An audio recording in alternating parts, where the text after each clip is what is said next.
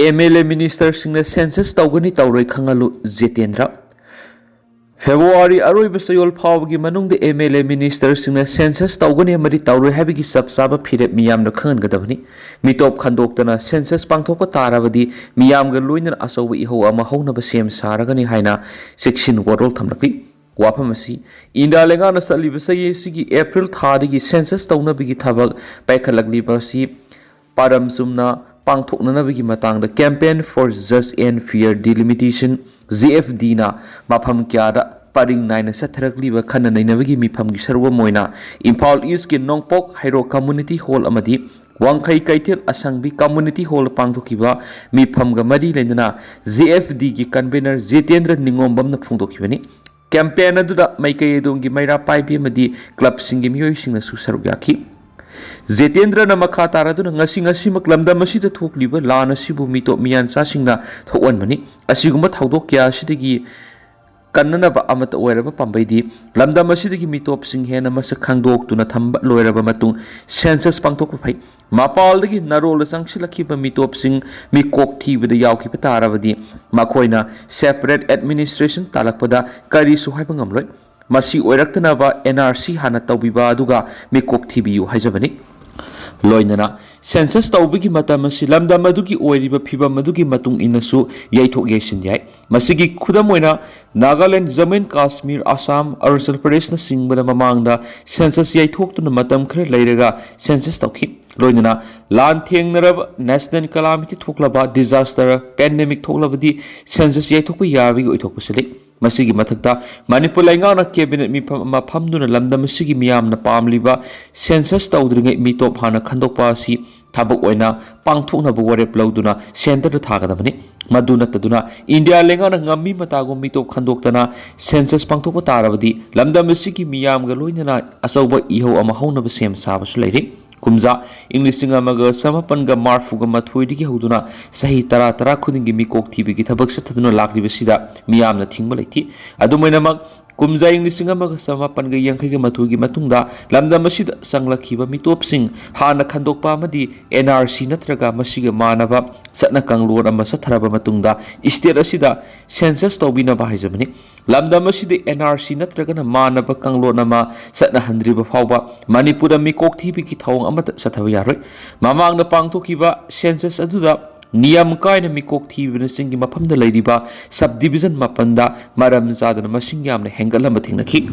amadi tampaki mafam singdana masing yamba hantharambagi report phongdokiba lekhrabani maram aduna handak pangthokani haina thorang toriba census asi niyam sumna pangthokpa ngamloidaba maramna matam khra yaithoknaba Manipur Leingak singadabani maduna taduna namduna mikok thiba tarabadi Bangladesh Nepal amadi Myanmar dagi Saubok and Sanglakiba mitop sing lamda masigi citizen on kiduna citizen amana pangada bahaktan matanatana yellow fruit sing yamatata lan kya horaktuna Tripura digi Tripuri mutkibagumna lamda masidagi su yellow missing mutkiroi hainingai leiti haini sumangna makhatana phongdoki Militant sing Assam Rifles personal taraga humdoi phajinkri haibigi pau aranmani Manipur tangdu laita daba phibam mayok naringaida Assam Rifles ki personal taraga humdoi militant singna phajin khreba pawma social media ra sandorakti Manipur Post haina mingthon ba social media gi platform X ki account amada ngarang ayuk pung 13 rom tabada Indian Army gi manungsan ba Assam Rifles ki personal taraga humdoi militant singna litan gi phajin khreina thagalakhi personal singadu Leingak ki damak thabak tawbani haina maral sibiga loinana misam singi yumai thaba amadi khongjang sangsinbada nomai kapa singni haina su phongdorakli makhata ba pau share torki gani haina su phongdorakhi bani India today gi fact checkna viral oirakhiba post du thigaluba matamda artificial intelligence AI sisinaduna semak oiramkhi loinana Assam Rifles ki personal sing militant singna phakre habigi report amata leiti hari militant sing Assam Rifles ki personal khra phajin khreba pawdu thina bahona bada marik sumbudi khulamata phangmamkhidi karigumba adugumba thawdo tholamnabadi national amasum local media paksna phonglakadabani hainsa phongdorakli Manipur police ne X ta phongdorakhibada Assam Rifles ki personal phakibagi thawdo amata leiti sandorakliba pawdu Indian Army ki puning hanthana bayaba aran pawn heri X ta thagalakhiba picture du atopa news report amatada yorakpa thingnadi Economic Times na kumsing Englishing and Kungo home to December Kungamari the Fong Hiba Powda, Hypet Manaba photo Yawatin Kieri. Community aniki miyoising masama sagi mayumda hanjinjagi haibada thinglibasi kanano haibado aikoi punna tapna khangdok minasi wai kemsan moirang tu wangu lambi numit taraga mangani gi manung siam lagani loina sugunu napat ki thong hek saba loibaga IDP sing mayumda hanjinna ba khonaragani amadi turbung gi yumda sangbu yaba makai mayumda hanjin halagani community anigi miyoising masama sagi mayumda hanjinjagi haibada thinglibasi kanano haibado aikoi punna tapna khangdok minasi haina Chief Minister Yumnam Khemsana Phongdokri Wapam asing asi kumbi ACG MLA Sanasam Prem Chandra amadi kumbi ACG Praja miyamna MLA gi sangai de Chief Minister Yumnam Khemsan mutaram okpa thoramga mari leina phongdokhibani thoram aduda Chief Minister Khemsana miyamna lei pareng huktuna nat ki lengyan yanduna athen potka duna taram okhi Chief Minister Y Khemsana makhatana phongdokhibadi santi haibasi natana solution amata leiroi Thokribi irang asina maram oiraga community ani ki marakta thajanadaba aduna maram oiraga amana amagi manakta sangba ngamnadabani Manipur santi puraktuna nungaiba sokhat palamna mama oiba ngamloi community ani gi miyoising masama sagi miyumda hanjinjagi haibada thinglibasi kanano haibadu aikoi punna tapna khangdok mina saki Thauram aduga mari lainana kumbi ACG MLA Prem Chandra na phongdokhibada rajniti gi khenaba yenglaga amana amabu hunnabagi muhutta angamangamba Tana Tiknaduna Award apa yenglaga iramda masigi sako tharang sing pekhat minana bhotna saiki Thauramadu Chief Minister Yumnam Khemsan thangi ACG MLA T Robindro kumbi ACG MLA Sanasam Prem Chandra madi DC Bisnupur Puja elangbam na athoiba mithunglen oina saruk yakhi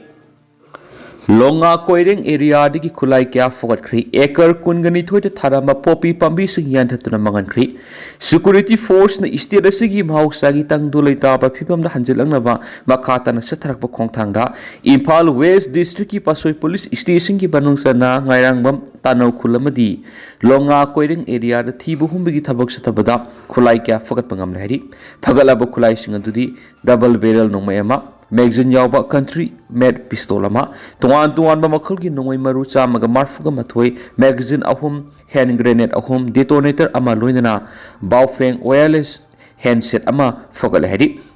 amarom da Kangpokpi district ki New Kaithil Manbe police station gi manung sanna Sengjai Sehjang Khoripok area de ekar kungani thoit park sana tharamba popi pambi sing security force na yandatuna mangan khri loinana bafam adu saramba farm house sing su mai thadokuna mangan khrena Manipur police ki pawsina hari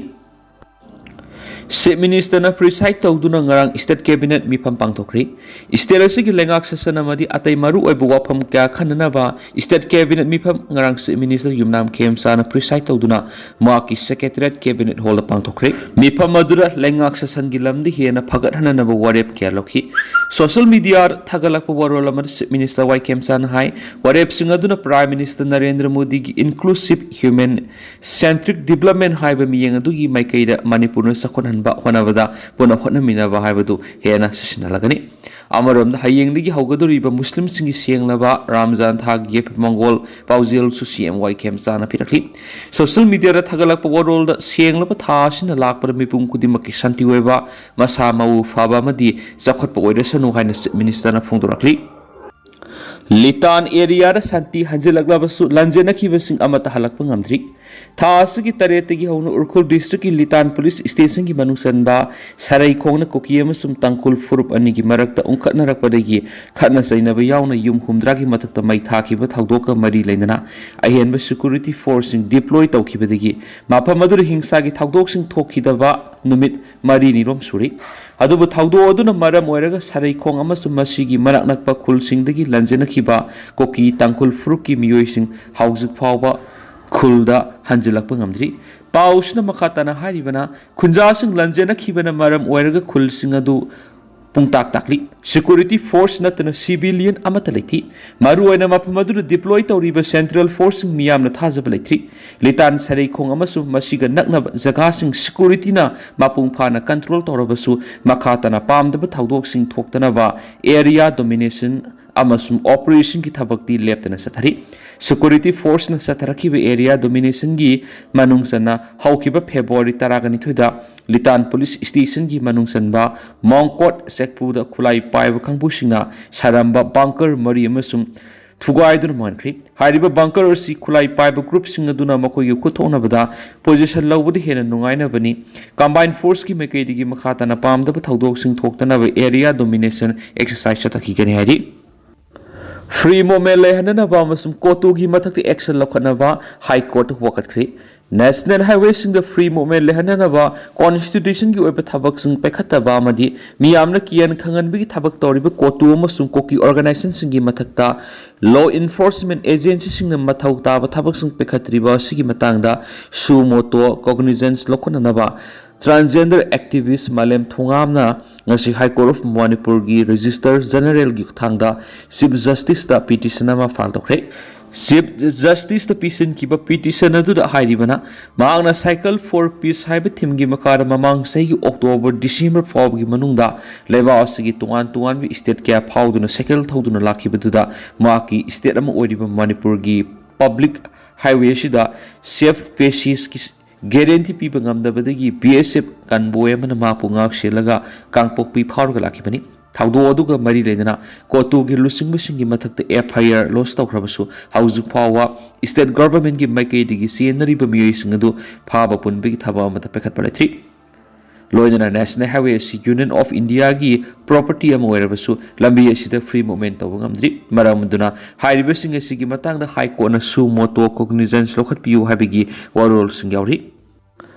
Lakona Laimakhong area da satharamba counter blockade ngasidagi handokre Laimakhong area da laiba tuan ba community singi marakta santi amasum tangdu leitaba phibam puraknabagi damakta Laimakhong area ship organization na konba area da hawkibu numi kharanigi mamangdigi counter blockade ki khongjing sathaduna lakhibadu ngasi ayuk pung tara tabadagi hangdokli haina organization sin thadurakpa chirola man hairi Shiol sina makata na hairibana counter blockade asina maram oiraga mapam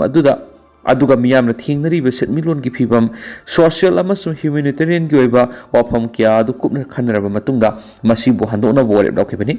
counter blockade na hakthingnana saithing phanglibasi mapam adura lairiba liangoi isil inaw isil amasung koki community gi miyoi singdani maram aduna counter blockade ki khongjang asina hariba furup singa sigi punsi mahing essential service amadi mahi masinga mari leinaba singdani maram aduna oidiba phibam singa kupna khanraba matungda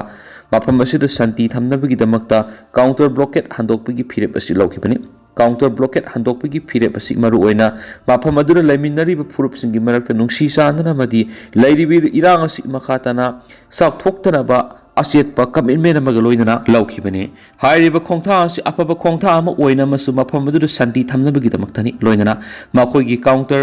part singna Makhan Lengang Pokpi amasum Ereng Village ki area da thamliba thingba sisu lauthokani haibagi thajabali organization sigi maikei makhata na organization sina koliba jaga amasum masigi wangmada leiriba jaga singna matam suppagi oina santi amana amabu ikai khumnaba amasum nungsi sana leiminana bigi phirep lauri asigumba daita leiba khongtha sina maphamadura mahoksagi punsi hanjilakpa amasum Inter community singi marak lairiba understanding asi hena session halagani haibigi thajabasu thamli hari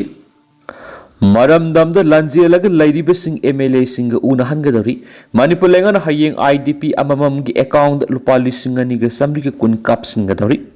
Manipur popular government ama link raba matungda ahan boina maramda lanjena duna lairiba IDP singa MLA sing una hanabagi thawrang am Hayeng pangthokna nabasili Optional Pau Amanai, Sim Minister Yumram Kemsan, Langolda Huzi IDP Singna Lady Mapumaduda, Pangtok Patauram the Sarugani, Mapuena, Assembly, Constituency Sing the Sons of Loduna internally displaced persons in Aduga, Kendra Dugi MLA Unahanaba Lengan Akanaba. Thawram Masili, Thawramasi, Mari Lenaba District Authority gi Makada Sinbani, Opposition Amas rolling hyperlatana district level ki officers Singapore laga IDP Singna, Housing Tengnari Khudong Sadava Singadu Karino, Makoi Ueba Kudaki Ueba Awat Apana Singbakari Lebigi Hebdo, Kupni Ying Silabatunda, government report Kangarangadori. Pau Shinamakatana High, Isterasi the internally displaced person, listening Yankai Mapalum lady, Singamasum Tam the lady by IDP Kudimaki Oina, Tangai Fadaba, ꯄꯣꯠꯆꯩꯁꯤꯡ ꯂꯩꯖꯅꯕ ꯍꯌꯦꯡꯒꯤ ꯊꯧꯔꯝ ꯑꯁꯤꯒꯤ ꯃꯅꯨꯡꯗ IDP ꯑꯃꯃꯝꯗ ꯂꯨꯄꯥ 2,900ꯒꯤ ꯆꯥꯡꯗ ꯃꯁꯥ ꯃꯁꯥꯒꯤ ꯑꯦꯀꯥꯎꯟꯗ ꯗꯤꯁꯇ꯭ꯔꯤꯛ ꯑꯣꯊꯣꯔꯤꯇꯤꯅ ꯀꯥꯞꯍꯟꯒꯗꯧꯔꯤ ꯍꯥꯏꯔꯤꯕ ꯁꯦꯟꯐꯝ ꯑꯁꯤ IDPꯁꯤꯡ ꯑꯗꯨꯅ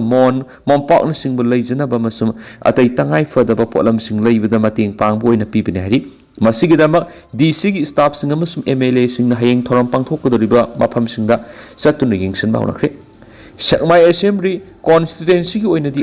IDP 1,000ꯒꯤ ꯃꯊꯛꯇ ꯑꯋꯥꯕ ꯐꯤꯚꯝꯗ ꯂꯩꯔꯤ ꯃꯈꯣꯏ ꯍꯌꯦꯡꯒꯤ ꯊꯧꯔꯝꯗ ꯁꯔꯨꯛ ꯌꯥꯍꯟꯕꯒ ꯂꯣꯏꯅꯅ ꯁꯦꯟꯐꯝꯁꯤꯡ ꯑꯗꯨꯁꯨ ꯈꯨꯗꯛꯀꯤ ꯑꯣꯏꯅ ꯃꯈꯣꯏꯒꯤ ꯑꯦꯀꯥꯎꯟꯗ ꯀꯥꯞꯍꯟꯅꯅꯕ ꯊꯧꯔꯥꯡ ꯇꯧꯔꯤ ꯑꯣꯄꯣꯖꯤꯁꯟꯒꯤ MLAꯁꯤꯡꯁꯨ ꯑꯁꯤꯒꯨꯝꯕ ꯊꯧꯔꯝ ꯑꯁꯤꯗ ꯁꯔꯨꯛ ꯌꯥꯅꯕ ꯃꯔꯤ ꯂꯩꯅꯕ DCꯁꯤꯡꯅ ꯏꯟꯚꯥꯏꯠ ꯇꯧꯕ ꯂꯩꯈ꯭ꯔꯦ ꯃꯔꯛ ꯑꯁꯤꯗ ꯑꯅꯧꯕ ꯒꯚꯔꯟꯃꯦꯟꯠ ꯑꯁꯤꯅ ꯃꯃꯥꯡꯊꯛꯇ ꯆꯤꯡꯒꯤ ꯃꯐꯝꯁꯤꯡꯗ ꯆꯠꯇꯨꯅ ꯀꯦꯕꯤꯅꯦꯠ ꯃꯤꯐꯝ ꯐꯝꯈꯤꯕꯗꯨ ꯃꯈꯥ ꯁꯝꯊꯕ ꯑꯣꯏꯅ ꯉꯁꯤ ꯅꯣꯡꯃ ꯅꯤꯅꯤ ꯑꯁꯤꯒꯤ ꯃꯅꯨꯡꯗ ꯁꯦꯅꯥꯄꯇꯤ ꯗꯤꯁꯇ꯭ꯔꯤꯛꯇ ꯀꯦꯕꯤꯅꯦꯠ ꯐꯝꯒꯗꯧꯔꯤ ꯀꯦꯕꯤꯅꯦꯠ ꯃꯤꯅꯤꯁꯇꯔꯁꯤꯡ ꯑꯃꯁꯨꯡ ꯑꯣꯐꯤꯁꯤꯌꯦꯜꯁꯤꯡ ꯏꯝꯐꯥꯜꯗꯒꯤ ꯅꯦꯁꯅꯦꯜ ꯍꯥꯏꯋꯦ 2ꯗ ꯆꯠꯀꯗꯧꯔꯤ ꯑꯦꯛꯁꯤꯗꯦꯟꯗ ꯑꯃ ꯁꯤꯔꯤ ꯏꯝꯐꯥꯜ ꯏꯁ ꯗꯤꯁꯇ꯭ꯔꯤꯛꯀꯤ ꯄꯣꯔꯣꯝꯄꯥꯠ ꯄꯨꯂꯤꯁ ꯁ꯭ꯇꯦꯁꯟꯒꯤ ꯃꯅꯨꯡ ꯆꯟꯕ ꯀꯥꯔꯅꯤꯀꯣꯁ ꯍꯣꯁꯄꯤꯇꯥꯜ ꯃꯌꯥꯗ ꯉꯔꯥꯡ ꯑꯍꯤꯡ ꯄꯨꯡ 12:30 ꯇꯥꯕꯗ ꯑꯉꯧꯕ ꯃꯆꯨꯒꯤ ꯀꯤꯌꯥ ꯁꯣꯅꯦꯠ ꯀꯥꯔ MN01A AS 8301 ꯑꯃ ꯃꯁꯥ ꯃꯊꯟꯇ ꯄꯨꯈ꯭ꯔꯤꯗ ꯇꯥꯁꯤꯟꯕꯗ ꯀꯥꯔ ꯑꯗꯨꯕꯨ ꯊꯧꯔꯛꯈꯤꯕ ꯗ꯭ꯔꯥꯏꯚꯔ ꯂꯩꯈꯤꯗ꯭ꯔꯕ ꯗ꯭ꯔꯥꯏꯚꯔ ꯑꯗꯨꯒꯤ ꯎꯔꯤꯄꯣꯛ ꯍꯧꯕꯝ ꯗꯦꯋꯥ ꯂꯩꯀꯥꯏꯗꯒꯤ ꯃꯃꯤꯡꯅ ꯊꯤꯡꯕꯥꯏꯖꯝ ꯁꯅꯤ ꯁꯤꯡꯉꯥꯁꯩ ꯀꯨꯟꯒꯗ꯭ꯔꯦ ꯑꯄꯣꯛꯄ ꯁꯟꯖꯣꯏ ꯀꯧꯏ ꯍꯥꯏꯅꯁꯨ ꯄꯥꯎ ꯑꯃꯗ ꯄꯜꯂꯤ ꯑꯃꯔꯣꯝꯗꯅ ꯁꯦꯐꯇꯤ ꯇꯦꯡ ꯄꯣꯈꯥꯏꯈ꯭ꯔꯤ ꯁꯤꯇꯤ ꯄꯨꯂꯤꯁ ꯁ꯭ꯇꯦꯁꯟꯒꯤ ꯃꯅꯨꯡ ꯆꯟꯕ ꯊꯪꯒꯥꯜ ꯀꯩꯊꯦꯜꯒꯤ ꯉꯥꯔꯤ ꯒꯂꯤꯗ ꯉꯔꯥꯡ ꯑꯌꯨꯛ ꯑꯉꯟꯕꯗ ꯂꯅꯥꯏ ꯃꯤꯑꯣꯏ ꯑꯃꯒꯤ ꯂꯦꯇ꯭ꯔꯤꯟꯒꯤ ꯁꯦꯐꯇꯤ ꯇꯦꯡ ꯑꯃ ꯄꯣꯈꯥꯏꯔꯛꯈ꯭ꯔꯤ ꯊꯧꯗꯣꯛ ꯑꯗꯨꯗ ꯃꯤꯁꯤ ꯃꯤꯅꯥꯗꯤ ꯌꯥꯎꯈꯤꯗꯦ ꯁꯦꯐꯇꯤ ꯇꯦꯡ ꯑꯗꯨ ꯕꯤꯍꯥꯔꯗꯒꯤ ꯍꯧꯖꯤꯛꯅ ꯄꯥꯎꯅꯥ ꯀꯩꯊꯦꯜꯗ ꯂꯩꯕ ꯕꯤꯔꯦꯟꯗ꯭ꯔ ꯄꯥꯜ ꯀꯧꯕ ꯑꯃꯅ ꯍꯥꯡꯕ ꯍꯣꯇꯦꯜ ꯑꯃꯒꯤ ꯁꯤꯖꯤꯟꯅꯕꯅꯤ ꯏꯁꯤꯡ ꯊꯨꯝꯖꯤꯟꯗꯨꯅ ꯂꯩꯕꯅ ꯅꯨꯡꯁꯤꯠ ꯆꯠꯐꯝ ꯂꯩꯇꯕꯗꯒꯤ ꯇꯦꯡ ꯑꯗꯨꯒꯤ ꯃꯈꯨꯠ ꯐꯛꯀꯥꯏꯔꯛꯈꯤꯕꯅꯤ ꯁꯥꯐꯨ ꯌꯥꯝꯅ ꯀꯟꯅ ꯄꯣꯈꯥꯏꯔꯛꯈꯤꯕ ꯑꯣꯏꯕꯅ ꯌꯨꯝꯊꯛꯇ ꯀꯨꯞꯄ ꯇꯤꯟ ꯑꯗꯨꯁꯨ ꯐꯛꯀꯥꯏꯔꯛꯈ꯭ꯔꯦ ꯍꯥꯏꯅ ꯄꯥꯎꯁꯤꯅ ꯃꯈꯥ ꯇꯥꯅ ꯄꯜꯂꯤ ꯇꯦꯟꯇꯛꯅ ꯁꯨꯝꯅ ꯃꯌꯥꯝꯅ ꯊꯝꯖꯒꯦ ꯑꯗꯨꯒ ꯍꯧꯖꯤꯛꯀꯤ ꯑꯣꯏꯅꯗꯤ ꯃꯌꯥꯝ ꯄꯥꯎꯁꯤ ꯃꯇꯥꯡꯁꯤ ꯂꯣꯏꯁꯤꯟꯖꯔꯒꯦ ꯑꯃꯁꯨꯡ ꯃꯈꯥ ꯇꯥꯕ ꯑꯅꯧꯕ ꯑꯞꯗꯦꯠ ꯃꯌꯥꯝ ꯄꯨꯟꯅ ꯉꯥꯏꯃꯤꯟꯅꯁꯦ ꯍꯥꯏꯅ ꯆꯦꯅꯦꯜ ꯑꯁꯤꯒꯤ ꯃꯥꯏꯀꯩꯗꯒꯤ ꯊꯝꯖꯔꯤ